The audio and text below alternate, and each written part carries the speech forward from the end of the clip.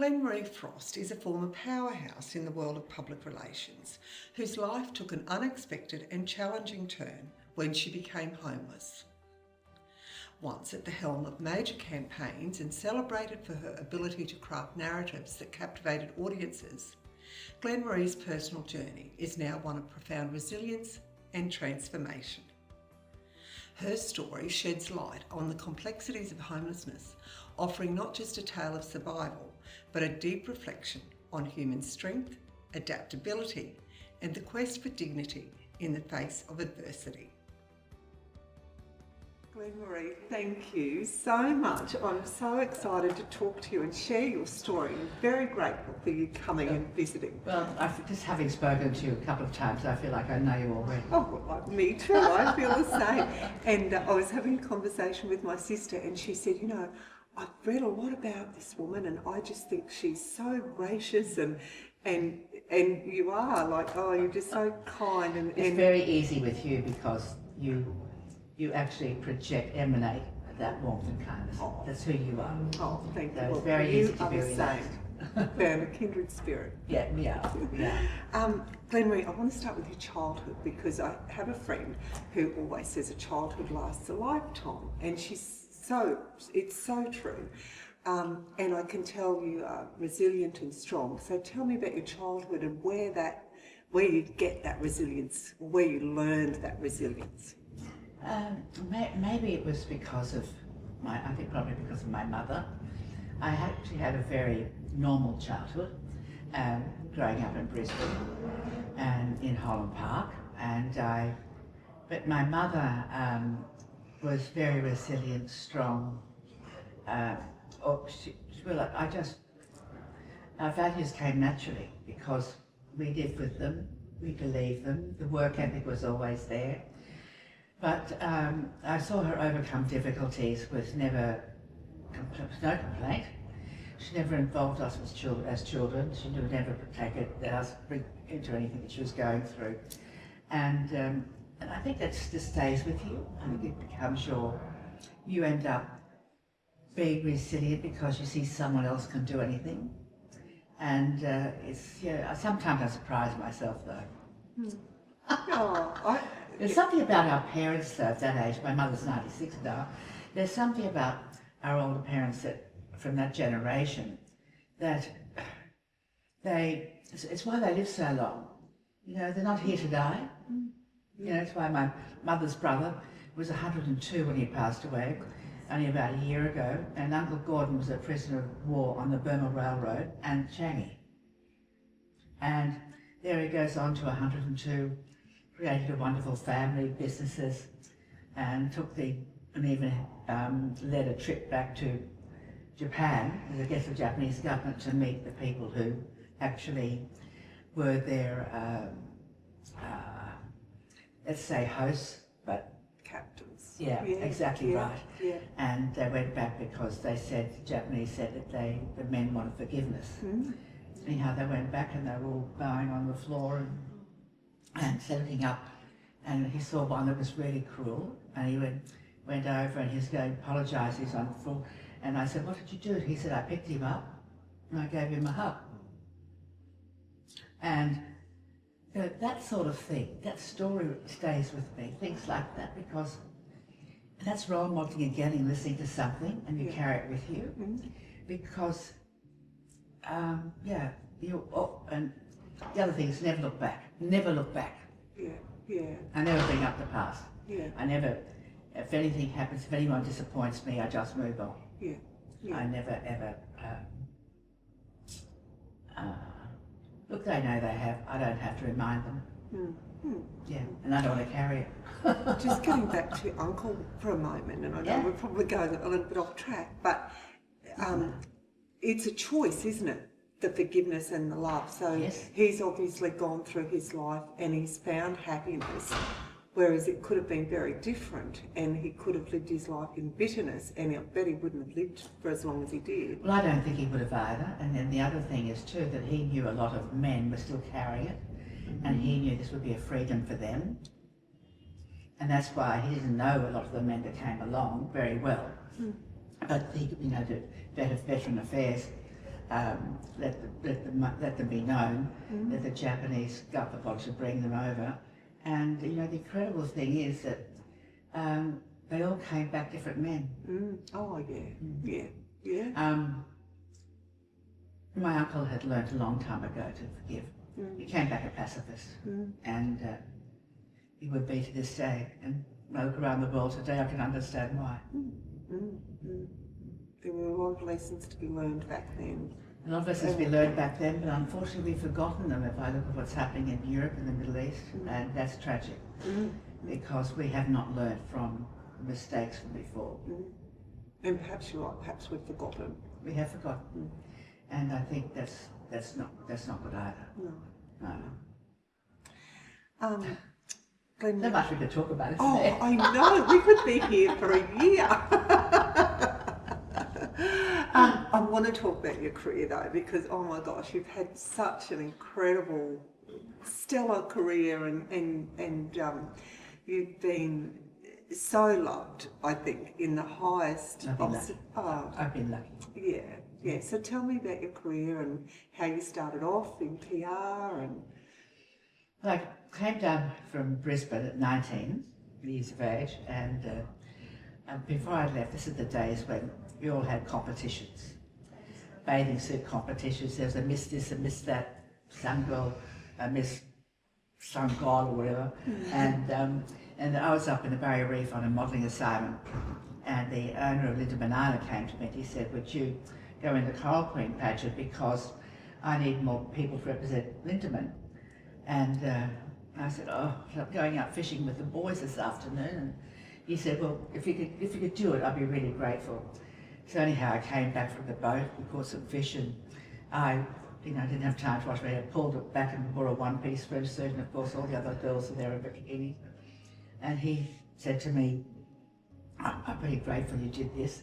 And then on the judging panel were Queensland ministers, Minister for Tourism, and somebody else, but they're all executives of industry. And I thought, why am I here?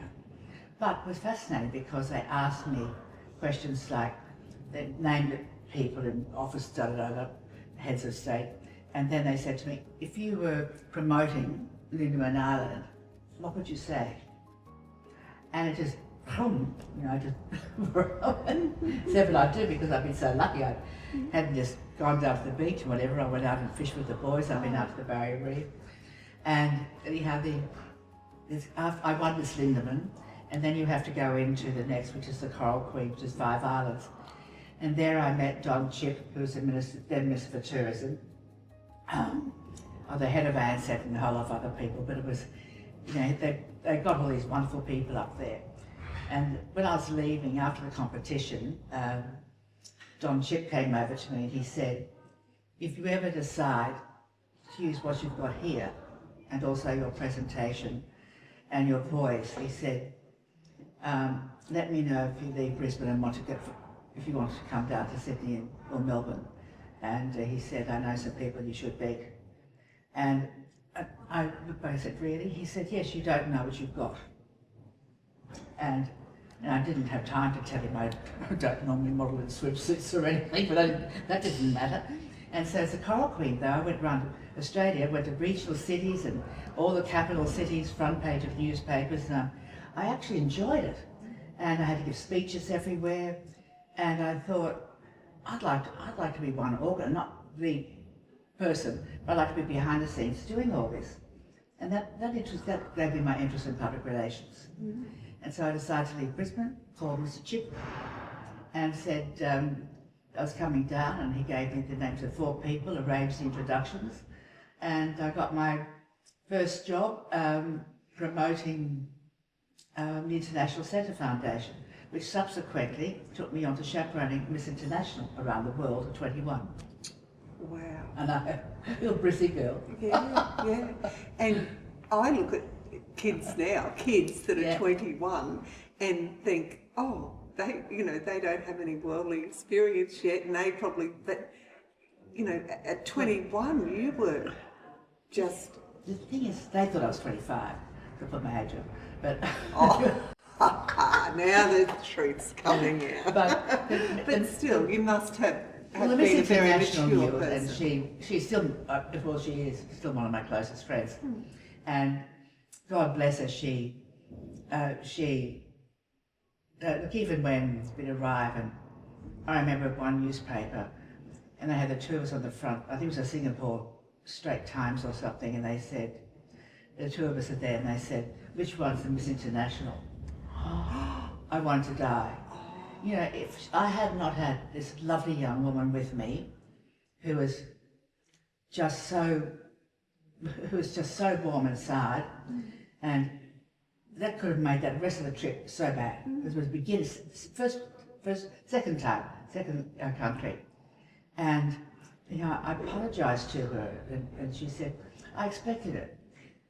And I said, well, it shouldn't happen, I'll make sure it doesn't again. And I was really upset about it. And anyhow, she said, no, she said, Lily, I'm following you. When you wear a hat on, I put a hat on. When you do this, she said, you're teaching me as I go. And, you know, we are still like this. Oh, that's so and most other young women would have taken real offence. Oh, yes. Yeah. But I think also in those days, we were still down to earth at that age. You know, we didn't have social media, we didn't have any of that. We didn't have time for our egos to get involved. That's makes what a it big is. difference. Oh, ego. Yeah. Big difference. Yeah. That's a lot of the problem with a lot of the world, ego. Well, Yeah. the same today. I don't think a 21-year-old today is the same as I was at 21. I think I was more mature and grown up, because I think I was so grounded. And I don't think many 21-year-olds today have that. I don't know, I just find they haven't thought of life experience. You know what I mean? It's I think it's very different for the youth of today. Yeah. And I think you obviously had, you know, quite a bit of responsibility too from a young age, didn't you?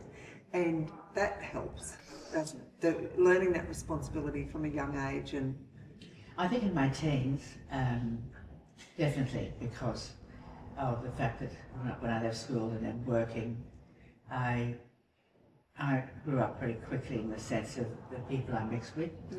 A lot of them were contemporaries of my mother's too, and but they're all role models to me, you know, because I meet women who are in the Queensland Orchestra, women who were ballet dancers, women who were heads of business. I mean, I was exposed to them, and I think that made a big difference too, because you absorb, you know, you absorb the company you keep. And I probably mixed with a lot of older people throughout my life as a youngster. Even in my 20s, I always had older people around me. And I had my friends, but I mixed in older company. Yeah. And but today, if people organise a social function or anything like that, it's all the same age group, the influencers and young people. You never see these older people who have you know, jumped over brick walls and been absolutely credible. I mean, you never meet the heads of industry. You never see these people who have worked their way to a position of authority, because everyone they invite is the same age. So they're not mixing as I did either. I had the chance to mix in circles always older than I am, and those who actually had already made it. And that's, yeah, I was very lucky. Great timing. so after you finished with Miss International, was that when you started your own public relations company, or? No, at that stage I was poached, not poached, but I was approached to do a bank card, but bank card was our first credit card in Australia. Okay. And I was asked to be the face and voice the bank card around Australia. And so that's when I learned to go on a current affair and This Day Tonight and things like that all around Australia, where the announcer would say, I've got cash, why do I need this? Which is a question I always dreaded. So how did you answer I learned a way to answer it after a while. Well, the thing is that if you've got the card, you can take it to more places when you have the time to get the cash.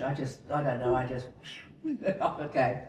And, you know, it was, that probably gave me a national profile.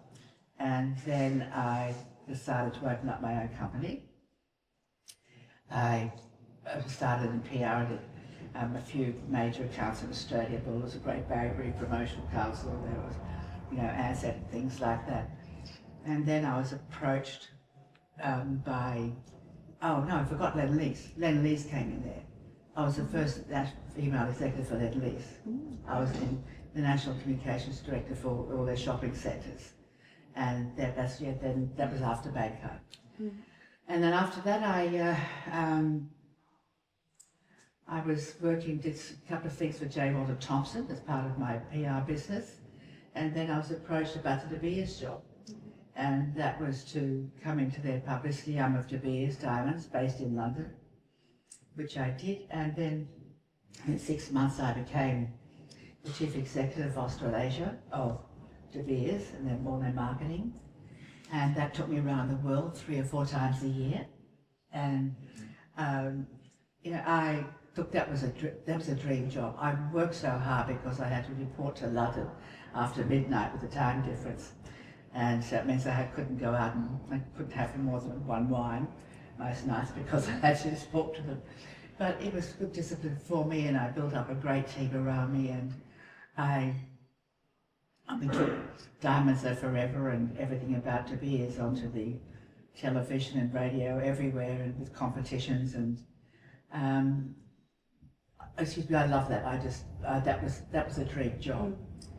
Was that when, because you had an audience with the Queen, didn't you? Yes. Well, that was my husband. Oh, okay.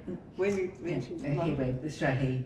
His company sponsored the Australian Ballet to go to London, and we were presented to the Queen, and that was quite special too, because she actually asked me if I enjoyed London. And did I get back very often? By that stage, I had been there quite a few times. But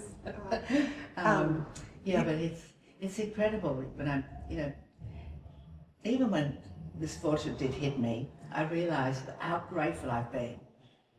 I've been so grateful for the life I've had. And I've been so grateful for the people, the role models and the mentors. I've been grateful to the people who believed in me. I was always given the opportunity. It was up to me to prove myself, but I was given the opportunity. And that's what I try to do for kids today. If I see an opportunity, like the friends who are working with us today, I'd like to be able to look after them and recommend work. I'm always trying to do that for someone else because people believed in me. Yes. And it can make such a difference to someone's life. Well, you're the same, I know that. So did you ever get tired of the social, going out all the time? Yes. Because that would be the thing I probably wouldn't like. I like to curl up with Depends how much you're being paid. Okay. Yes. So how much you love it. Well, it's not a case of loving it. It becomes, I got paid well for my executive roles, but part of that also was that I was photographed a lot and I was seen around. I was part of the fabric of Sydney, and it was part of the job. And when I stopped, probably the Olympics changed that in many ways for me, because my 4 years with the Olympics was very intensive really, and I was head of communications and I had about 50 in my team plus volunteers and whatever. But the thing is that I didn't want publicity. I was employed to be the face or the voice of so-called the Olympics. And when I got in there and I realised how many other people wanted to be that, I thought no. And I did not want to be high profile in the sense of photographed all the time. As part of the job, yes, but not really, I didn't want it. And so I pulled back from all of that then, and I realised how much I did not miss it. And I said, us all the time, don't you miss this or that?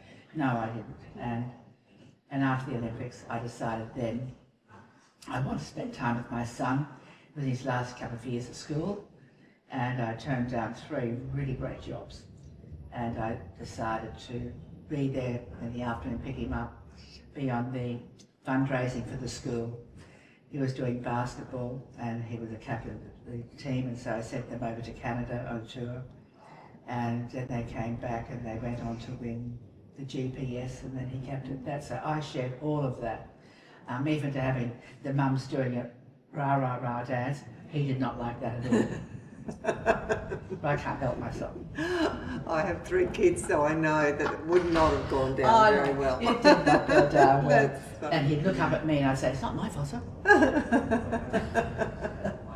So funny. But how, like, you can't get those days back, No, can you? and I wanted them, I wanted it badly, and I missed him, and he never complained. And I was during that time I left my marriage as well. So I found us, living together, and it was, they were for special times. Yeah. So, Glen-Marie, when did it start to unravel for you? In the sense of Of beginning to lose everything. Yeah. I never thought about it till after it happened because I wasn't prepared for it. But I mean, becoming homeless has no discrimination at all. It can be through domestic violence, it can be through finance, it can be through health, it can be through a lot of things. And frankly, I thought I was invincible anyway.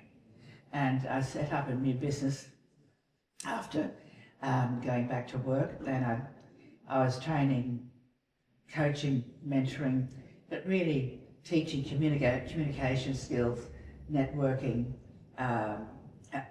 interview techniques, plus also client entertaining. For all the graduates that came out of uni to go to Goldman Sachs, PKF, private wealth, about 5 companies. And I started off the grads, went to middle management, and then they all became national. And I was loving it. I was actually feeling very rewarded by doing that. And I ended up falling on my knee really badly. I was in public health, and then... Because you thought you had private health, didn't you? I thought my husband had kept up the private health, yeah. And he had not, so anyhow I was told it was a year's wait. And I got around for a while. I was in total agony. And then I thought, I can't do this. I can't front a class full of wonderful young people. And they knew my history, they had my background, they knew what I'd achieved. But the thing is, I had to go in there and have some warmth and communication myself. And so I thought, I've got to resign, I can't do it. And then I resign, you have no income.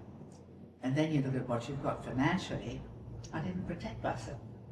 I left my marriage with nothing, an earlier former relationship with nothing. My decision. But the thing is that you don't think you're never going to, a time would come, for me I didn't believe a time would come, I couldn't earn money. Even if it was waitressing, anything. I always thought I could have an income. And the day came that I woke up one morning and started laughing and said, "Glennie, you're homeless." And then I started crying. I sobbed and sobbed, but I never sobbed again, ever afterwards. And then I had to make my mind up that I had no roof over my head. What was I going to do? A very close friend, Helen Coonan, said, "Come and stay in our spare room," which I did for about 7 months, 8 months maybe, 7 months. And from there I stayed looking after friends' houses in Sydney when they went on holidays. And I got a phone call from Michael Yapsley. He's in the Southern Highlands, and he said, "Susie and I'd love you to come and stay in the cottage next to the house." And I thought, let's get out of Sydney. Because I hadn't told a lot of people. It's not something you go around saying to me. And so I went down to the Highlands and I just fell in love. I fell in love with nature, I fell in love with the beauty, I fell in love with cows. I fell in love with... That's good to hear. They're all different. And I just, just everything about it wrapped itself around me. And I found me becoming stronger and stronger. And every time someone came down to visit me, I always looked so fantastic. Because I was feeling that way. And then the other thing was too, that I was staying, my second last place was staying at a gorgeous house at Barradoo, and out the back was a great big pond, and then another cottage, and the cottage was lovely. It was all one level, and I went out in that cottage to take care of the house for the people because I was in Sydney a lot of the time, and and when I arrived, I had 2 ducks. When I left, there were 10 ducks, 4 egrets, yabbies in the pond, frogs, parakeets, everything. Oh, that's so... And so it was, because I used to sit out there with my cat and also a dog I was taking care of, a black lab, and we'd sit there and I said, you can't touch them, they're our family. And it was just idyllic. Sounds like you found a lot of contentment. I found me again. I found contentment. I didn't have time to think about what anybody else would think. I didn't care. And while I was there, I worked in a real estate office. I got my real estate license, and then I got my marriage celebrant's license. So I kept busy, and yeah, it was very good for me. But it was only over 3 years, nearly 4, and then I had to come back to Sydney to look after my mum. So Glen-Marie, just getting back to when it first happened, did you just have to walk out of your home where you were? How long before you started telling people? How did you feel telling your friends? I can imagine what were some of the feelings that, the fears that you had. Only a handful of people knew. Obviously I packed my things up, and I've still got a storage shed, storage house, storage plus rather. I packed up enough for me to get around by car going to stay with people. And I really hadn't thought it through. I didn't have time to think it through because it happened so quickly. And at Helen's a couple of people started finding out, because they do, if someone tells somebody else. I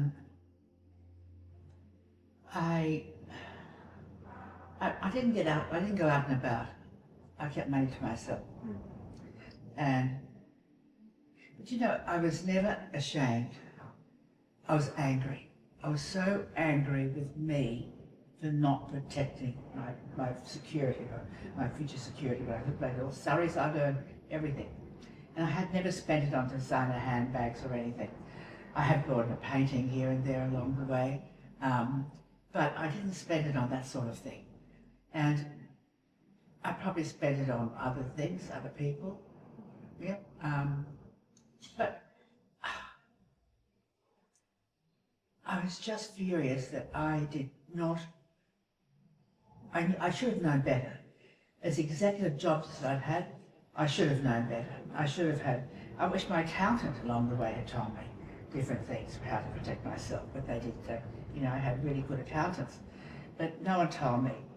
And I was just furious that I had not investigated myself to understand financial literacy better. And in fact, it's one of the things I'm doing now, is that next year, I wanted to go to the government to see if they'll introduce financial literacy in the last 2 years of high school for men and women. And then university, the same thing, where they don't pay, they learn it. And I want the companies, when graduates come out of uni, I want those companies to have available to everybody there financial literacy classes for men and women. Because without that, we're still going to have women over 55, about 400,000 now. You're going to have women over 55 who can't get a job, they can't get the pension, and they have nothing behind them. We've got to train women and young men now, because I see, you know, I go out and I see 4 or 5 people at a table, men or women, not normally men and women, but women or men with their friends. And I've been taken there, it's a 5-star restaurant. And the bill is probably around $300 a head by the time they've had their cocktails. And then they move on to this and this and this and drinks. And I think, I never did that. You know, we used to entertain at home. Everyone said, let's go back to Glennings, because I'd be the one, my flat would be the one, and everyone would come back to my place and I'd have something cooking, and they'd bring wine and bits and pieces, and they're probably the snack things. And but the party and the get-together was always back at my place. But kids don't do that today. They don't bring people home. They go to restaurants and clubs. And that does take up so much of their pay packet. So they're really doing what I did, but in a different way. And I want to try and stop that. I want them to understand that you have to invest in your future. I also want women to understand is that if, say, you inherit a house and you're married, and, you know, I grew up with the thought that you'd all pull everything in, but I've seen so much of women whose husbands have not been fair in divorce, or have siphoned off money, or they have gambled away, and there's nothing there at the end. I've seen so much of it. It's endemic with homeless women. That what I would like is to be able to say, you know, I don't believe there's a them and us either. I'm all for this, because, but I think women should say, okay, that's for our security. We're not touching that. That goes in there, and it's interest-bearing account is for our security. Or if any of the kids get sick, we get sick, that's our golden egg. So they continue life normally, but never touch that. And I just see even husbands get into trouble with business, and I'll be one of these women. The woman says, oh, look, I'll put the house in, put this in, as guarantee, put this in. And because that's who we are, that's who we think of doing it.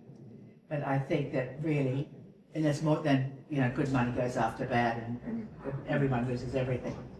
But I'd like there to be a better understanding about it from both sides, because it's not a case of women being selfish, it's the opposite. It's a case of women taking out as protectors for financial security long term, and ill health strikes at any time. Things can happen to your kids that you want to protect them. You may have to bring them back from overseas in a hurry. There's lots of things. But I think we have to plan for the future. We can't live in the present. And there is a real gap, isn't there, in teaching that to men and to boys and girls in schools. And but you've got to start learning there. It starts young, because that's how you start forming your actions. And it's not about men versus women or anything like that. It's not. It's about planning for the future. That's a big thing for me next year. Is really campaigning governments. I'm waiting for the elections to be over, so we know who's going to get back in and everywhere. But that's definitely my big thing. Glen-Marie, you do have some statistics there. Do you want to read them out, or do you want me to? No, we're talking about domestic violence earlier. Yeah. And 42% of homeless women cite domestic violence as their reason for being homeless. And 58% are over 55 years. But 60% of these homeless women are from regional communities. That's astonishing. They're really, these are the latest. Yeah. Now, I know what's happening in the regional communities because I hear it back through my charity, the Sunrise Foundation. Over 2 million people are living alone, and a majority are women. Women over 55 are more likely to experience homelessness because of it's financial reasons, ageism in the workforce, by God it still exists, superannuation inequality, all of that. And I really, look, you know, it's getting to the stage, and as we start talking about it and addressing it, we're sending out a message to women. When you get over 50, you may as well jump off the cliff if you have not got yourself financially secure. Now that's the message that's going out, because the figures get worse every year.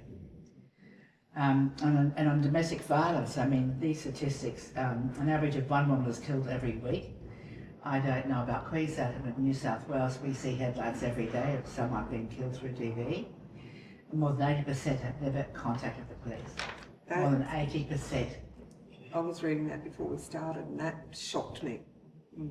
Well, you see, that's the thing. It's and this is the women who live in cars and go to take their kids to the surf clubs for a shower before they go to school. Women who live in canopies, they hide themselves. You can't see them from the street. Men sleep openly in the street, women don't. they hide themselves, and they keep moving every night. But they're my invisible ones. But they have never contacted them. They don't register in our 400,000 women. They don't register there because they've never put their name down for housing. That's people waiting on housing. And over 1 million have experienced violence, and that could be emotional abuse, it could be stalking. And it's a really sad indictment today that there's so much domestic violence and cruelty in homes. And I often wonder what's happened to the family unit. I mean, I grew up in a family, and my son did too, where you respected women. He was taught to respect women, to always protect women. And that's who he is today. And I wonder why we see it now. I know there's gambling involved, I know there's alcohol involved, I know it could be a lot of things, and quite often if you see your mother being bashed as a child, you go out and do it to your wife later on. That I haven't worked out yet, but that does happen all the time. So we have to get those young children who have been in that environment and retrain their brains. And that's why I believe men have to get involved. Men must get involved in the conversation, because men should be helping men. And only men, I think, can teach other men to respect women. And, once again, it's role modelling. We become a lot like our parents, or the values they taught us. And it's something that I firmly believe in, is from the time that we're this high, showing them the difference between right and wrong. If I see something in the street that I didn't think was appropriate, I just point it out to my son as a young boy and say, that's not right, that shouldn't be happening, or whatever. I always use opportunities to give an example of what was not right. And, everyone is busy today, everyone's on a roller coaster. It's getting tougher and tougher. Both parents are working. And I know it's hard, but we have to make time to nurture our children and teach them. And Glen-Marie, it's not just physical violence either, it's verbal. Verbal violence is just as bad, because it's almost like being hit. Yes. So quite often though, that verbal violence does turn into being physical. And the thing is, if you accept it, if you start accepting it, they'll keep on doing it. And if a man ever hit me, I'd hit him back and run. But he'd never see me again. He'd never be in my house again. If he said, I'm so sorry, whatever, no chance. Do it once, of course I'll always do it. I mean, and no one taught me that. I just know that, it's in my psyche. And, and frankly, if I see a man in the wrong, I'll stand up for him too. Yes, well, it doesn't just work for women. If I see a man, and I have stood up for them, and I've offered to go to court for them. And women, there are a certain amount, a small portion I have to say, of women now who know all the terminology, who actually say that the father of their child has been so coercive or emotionally abusive, and all of that. And they know the words to use, gaslighting and all these terminologies I never even knew. But they have this, and they go to the police and say it, and quite often innocent men have been charged with it too. So it's working two ways at the moment. But I think the courts are awake up to it. They're becoming more awake up to it. They can read through the papers. But no, we have to address it as a nation, and men and women have to address it. We must stop the rising domestic violence, and it rises every year. I mean, but it's no. Just on the news this morning, there was a story about a woman who had murdered her husband through domestic violence. So you're right, it's not just women, even though they are the high percentage that are abused or murdered, or but quite often the reason women do it is for money, because they want to pay out, and if the young man doesn't do it, or can't afford it, He, she goes to the police. But as I said, it's the people are being killed, and women, very unusual for a man, very unusual, but it shows the frustration and violence, and drugs, everything comes into it these days, and in fact, it just appalls me to think that young children may be living in those environments. That to me is, no. And women don't like picking up their kids, they've got nowhere to go. And taking kids to a refuge is not the answer. And refuges are pretty full anyway, but even then, this is why they choose a car, because they can keep to themselves. They don't want to talk to people because you need to get your energy together so that you get on with the next day, which is what happened with me. I slept in my car one night. I was in between staying at two people's places. They were really close friends, and I could easily have gone earlier or stayed later at the other place. And I thought, no, I just want to see what's happening to those other women. And I had my cat, my lovely cat that went everywhere with me. And I parked actually outside Helen's house because the cat knew the area. And I made sure I got into the back seat, tapped down, and no one knew me. I didn't park under the light, and the cat could get in and out of the window, meow, and had to come back in, so I put him back in with me. And as long as the cat was all right, I was okay. And then in the morning, I thought, I've got to have a shower again. So I just felt so yucky. But lying in that car, or half lying, I said, why didn't you go and stay at such and such a place? And I thought, because I want to be on my own. I was talking to myself, and I did. I needed to do this part of myself to get my energy, my focus back. I needed to find me inside again, to be strong again. So I walked into my other friend's house in a day's time with a big smile on my face. I needed to chill on my own. And then I went down to the beach, to Bondi, to the surf pavilion, to have a shower, and I was thankful there's outside showers there now too. And I looked at people showering, and I thought, I recognised them. I recognised the look on those faces. I recognised the fact that they were showering because they had just been somewhere homeless. Little kids, mum showering them with soap. You don't shower someone over the surface soap. And off they would have gone.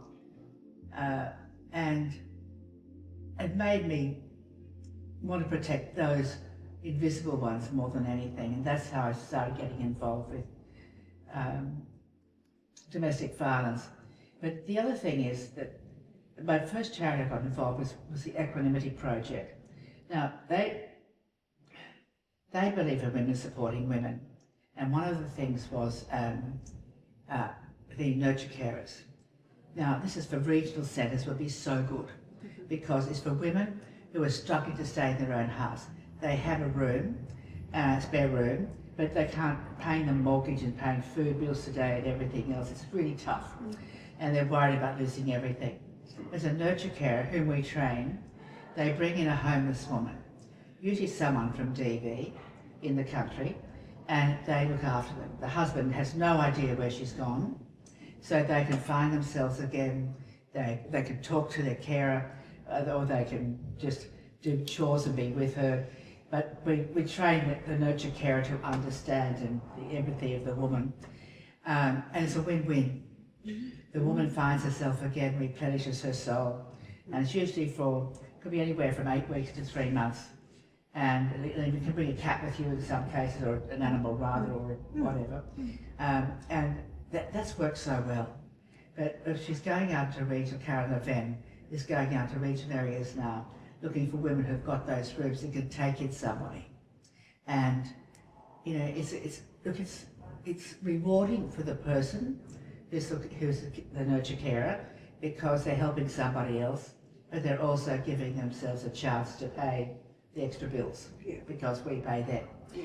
Oh, that's an amazing... It's women supporting women. Yeah, an amazing initiative. Just incredible. And for regional areas, when you see those stats we just talked about, that 8% of those are coming from regional and rural areas. Yeah. So that's the dementia care program, and then I've joined the board of Sunrise, and Sunrise program, they build all these apartment blocks, residences, and they keep rooms for NDIS and rooms for women, homeless women, and the homeless women, as I said, but they're not on a pension to 65, I think it's. Yeah, I think so, yeah. But they're usually over 50, 55 now, that's the other problem. And so they take them in, and then we also give them a chance to retrain, offer them courses and things like that. Now, the best thing I can give to anyone who finds themselves in that situation is think about how you can reinvent. That's what I had to do. I had to stop and think, how can I reinvent to earn money? Now, of course, I had lots of opportunities in careers that I've had, but I thought about the celebrant work, and I thought, that's going to make me feel good. So I started doing the celebrant work, and I found it gave me such joy. I mean, I got such reward out of writing love stories for young couples. I think my coach said to me that I should have written Mills and Boon. She'd make much more money than as a celebrant. But I loved all that. And even funerals, I don't want to do the dower. I want to do the celebration of life. And I love doing those too, and then bringing other people in.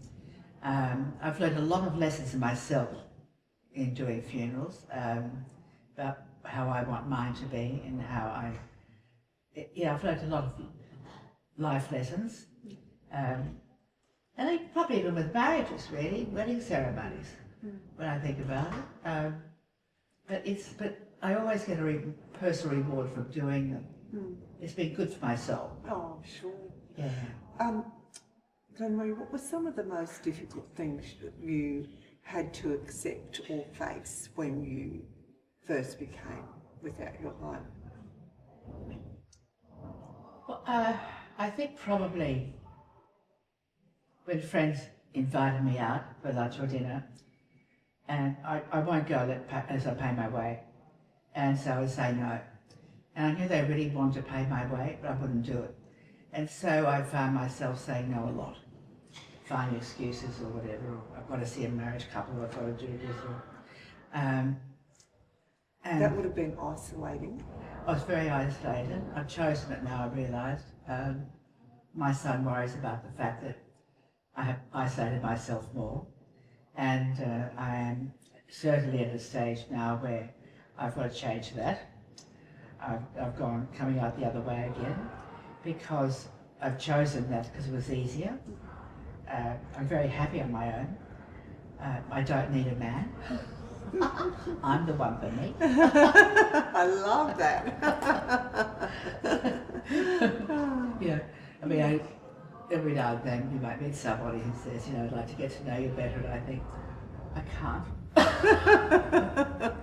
And I say I'm the one for me, whatever. But the thing is that I miss sporting a man, but that's why I want to be around my son. I want to spoil him. And my son's in Perth, as you know. Yes. With my grandson, who's almost 4. Yeah. And he wants me to move to Perth next year, and I'm seriously thinking about it because I want to spoil them. I want to love them. I want to hold them, and that's what living's all about. It's not about socialising and things like that. I occasionally miss. I used to always be invited to the opening of the opera or the ballet, and if big entertainers came to town, I was usually on the VIP list. I do miss a bit of that now. I didn't for the last 10 years, but I am now. When I see them coming in, I think, I'd like to be asked to do that. I do miss that because there's so many big names that have been out here recently, and it takes me back to my growing up with them. Yes. That I would love to, that I miss that a bit, I have to be honest, but only fleetingly. But I've had it all. I have had it all. There's nothing I missed out on. I've travelled the world, and I've, spent a few days with Tom Selleck and dinner with Burt Reynolds. I love the story about Tom Selleck because you didn't actually know that it was him, did you? Yeah. So how did that go? How did you not know?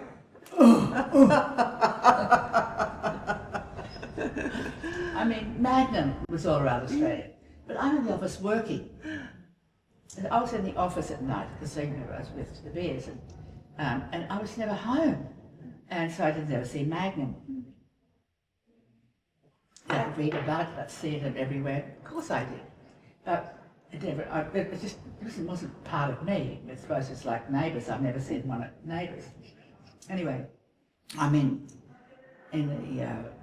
Hawaii, and I was going to meet a friend at the Pacific Club, a girlfriend, and anyhow, we didn't have mobile phones then, and anyhow she couldn't come, so she works there, and works in Hawaii, so she was rang and said she couldn't come. She was a solicitor, and she'd catch up with me later.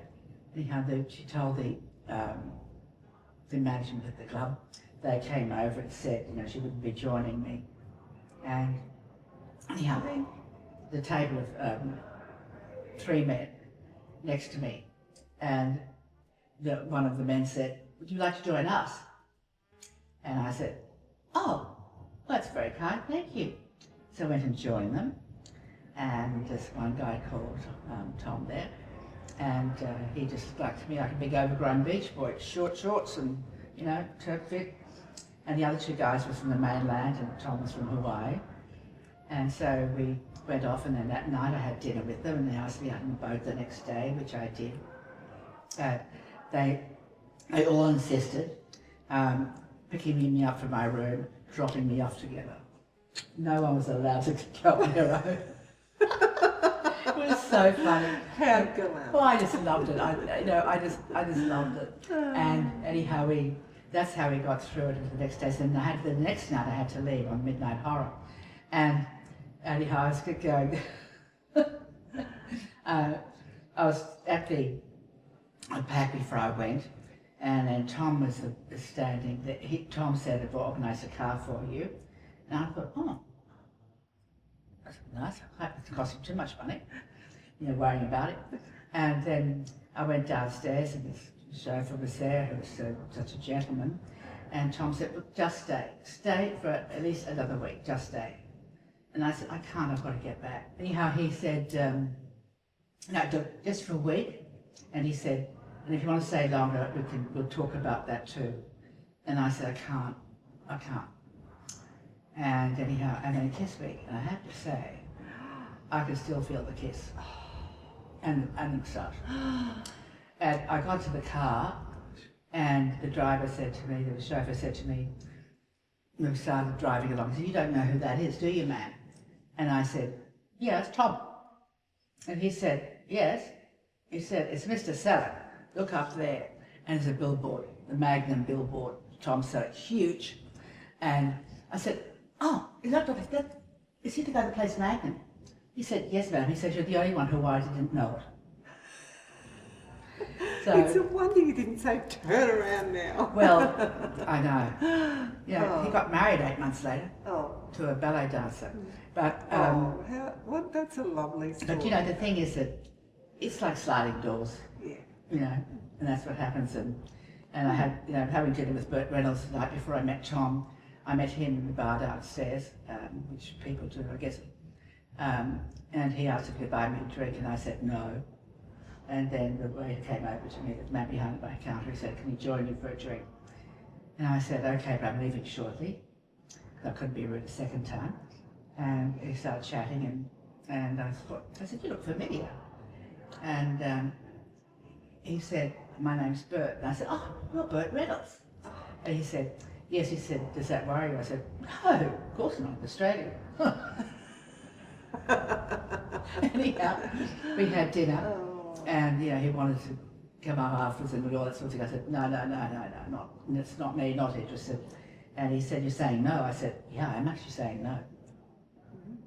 And anyhow, he then ran me and got back to his room, and I said, "Still no." And the next day I met Tom, the beach boy. Yeah. So they were a memorable 3 days on Hawaii on the way back. In those days you had fringe benefits. I could say to De Beers, if I'd been to London, Paris, New York, working my butt off, and I came back through Hawaii, they would give me 3 days holiday and pay for it. and that'd be part of your package. You can't do that anymore. But then you could. Yeah. They were great days. Yeah. Oh, yeah.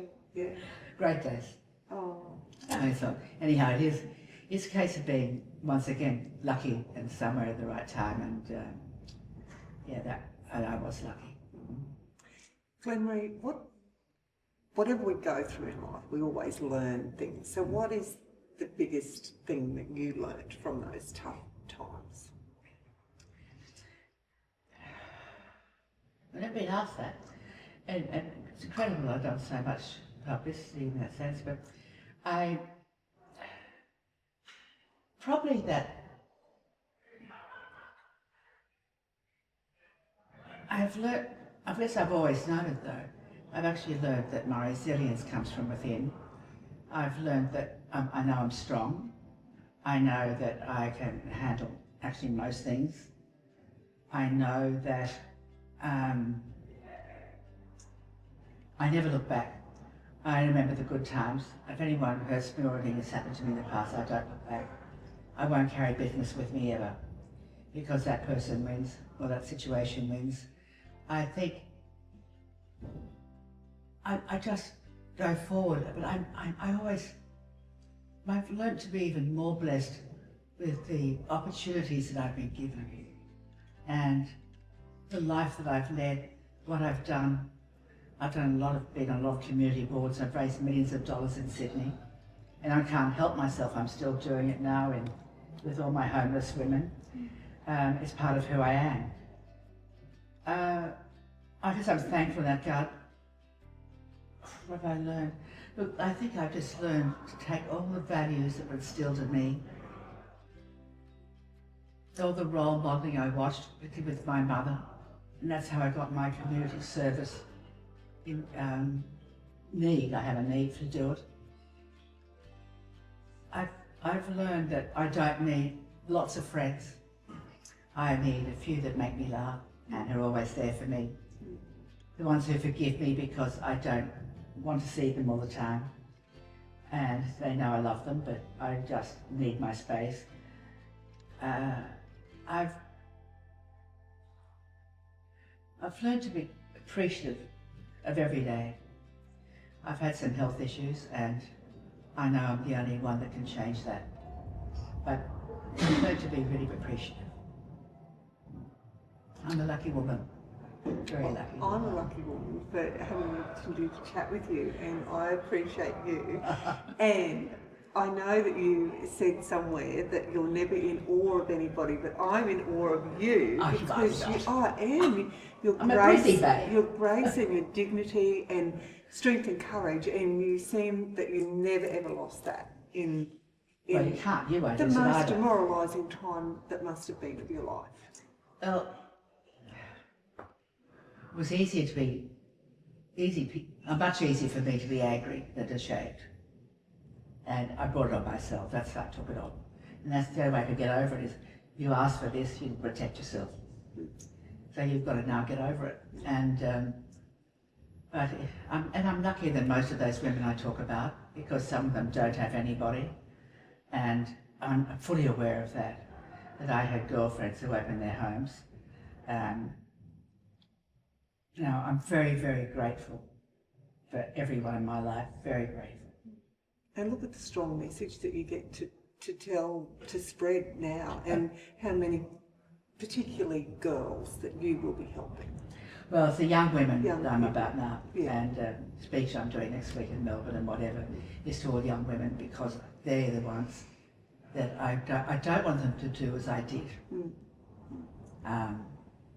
And I want them to do what I say. I try and instill that into my children, but they still don't do what I say. Well, they will, believe me or not, because my son is now, I see him actually parenting in a way that I did. And it's fascinating to see it all come back. They will. No, they are pretty good. You're not as old as I am. You haven't got all those grandchildren yet. It could be soon, though. I know. Glen-Marie, thank you so much. I really, really appreciate it. Yeah, I've loved getting to know you. Oh, me too.